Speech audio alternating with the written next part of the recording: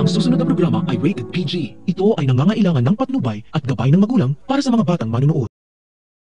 Hindi papayag si Andrea na hindi mabawi ang tatay Manuel niya kay Hazel, kaya sila ni Joel ang gagawa ng paraan para matunton ang pinagtataguang lungga ni Hazel.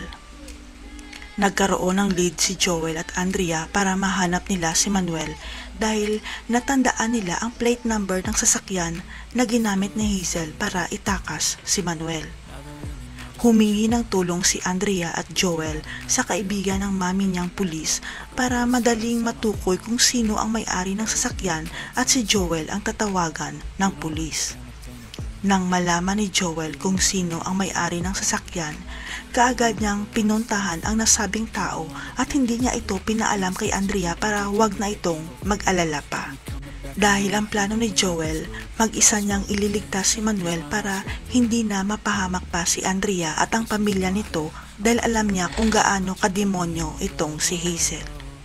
Walang choice ang may-ari ng sasakyan kundi aminin kay Joel kung saang lugar ni Hazel dinala si Manuel dahil takot itong mabugbog at sumugod si Joel sa lumang bahay ni Hazel. Pero imbis na si Hazel ang magulat sa pagsugod ni Joel, si Joel pa ang nagulantang dahil natuklasan niyang si Hazel pala na binuntis niya noon ang tinutukoy ni Andrea. Pero hinding-hindi magpapautos si Joel kay Hazel na magkampihan sila dahil desidido na si Joel na iligtas si Manuel at ipakilala ang anak niyang si Jessica kay Andrea. May magbubuwis kaya ng buhay dahil sa pagligtas ni Joel kay Manuel at Jessica.